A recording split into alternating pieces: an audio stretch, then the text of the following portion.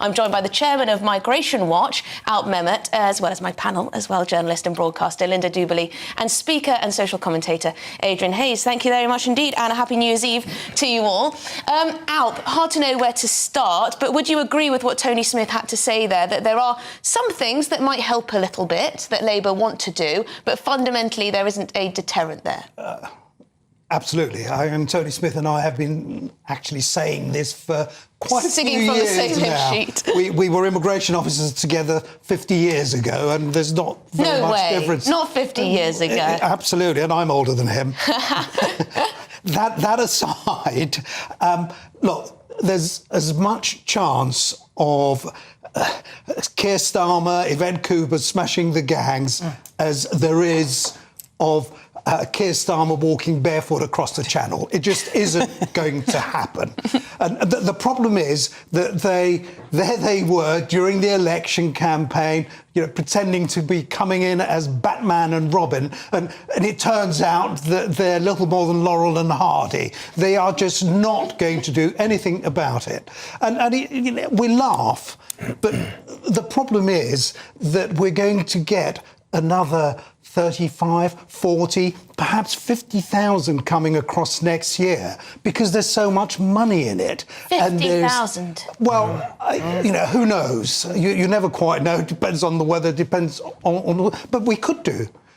Which means over 200,000 people coming in illegally across the Channel since it all started in 2018 when Sajid Javid, almost so Sadiq Khan, but even Sajid Javid declared an emergency. Well, frankly, had he acted decisively then, had the government acted decisively then, we wouldn't have the problems that we do now. As it is, I think that the government at the moment is clueless about how to stop it, and it's just going to continue. I mean, fundamentally, is one of the issues, and we've seen this with this sort of botched Chagos Island deal that's been going on at the moment, that Keir Starmer is, has his position as a lawyer, human rights lawyer and director of public prosecutions and all of that. He's more concerned with international legal obligations and the like, and looking good on the international stage and actually dealing with this issue, which is a very domestic issue, and it requires tough decisions that may not please everyone outside of the United Kingdom. Yeah, no, absolutely. What we need is really some firm, hard action on those who are coming in. There's no question that those who arrive illegally should not be considered for asylum. They should be removed at the first opportunity. I think it's impractical, frankly, to start sending frigates into the Channel to interdict, as they say. However, I see no reason why we shouldn't direct the removal, and it's easy enough to do, on the ferries and send them back to France. If France wants to send them back, there's all of our international legal obligations, isn't it, getting in the way of this? I mean, Adrian, perhaps I'm wrong, and perhaps, it is our duty to commit ourselves to everything that the international community says we must do and what the courts say, etc. We are within international law rights to send illegal immigrants back to the country they came from. But this problem could be solved within weeks. Apart from when it's Afghanistan, because you've got the Taliban, apart from when, potentially Pakistan as well. Yeah. This problem could be solved within weeks, Emily and Alp.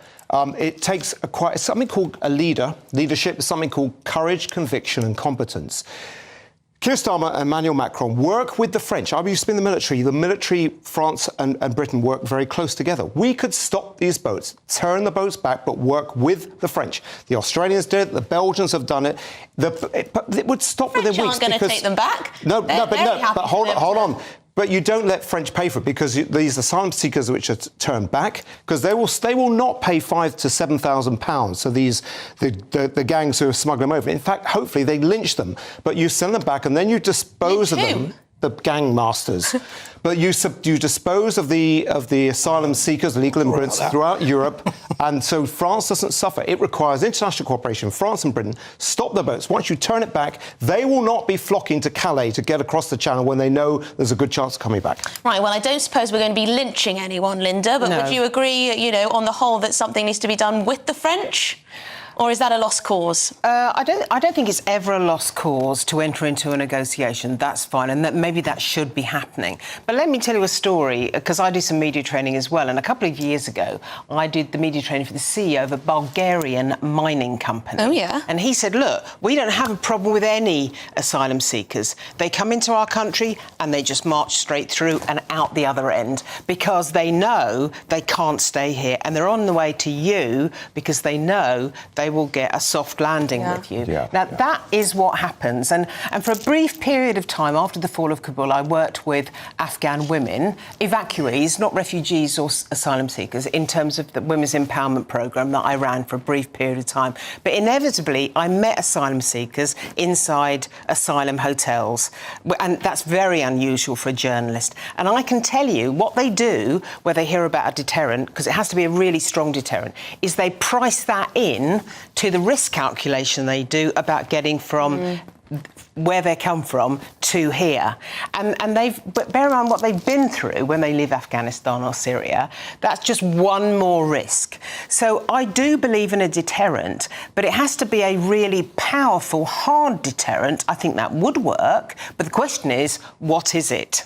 Alp, last word. What is it? Well, you detain people, you deal with them quickly, and then remove them, preferably to a safe country like Rwanda. But what about their human rights? What about their human rights? What about the human rights of the people in this country? What about but this is the problem, the people in this country paying for it? The costs are going to grow and grow, and they're already massive. We've got to do something about it. It's unfair, it's costly, and the British people, in their entirety, I would say, stop it. So you know, as soon as there's a deportation flight, what happens? It gets grounded. Change the law. Change the law. Introduce the appropriate laws. Do away with the Human Rights Act. That's what we need to do. We need to change the legal framework that allows us to remove people who are coming here, forcing their way into the country with no real proper claim for asylum.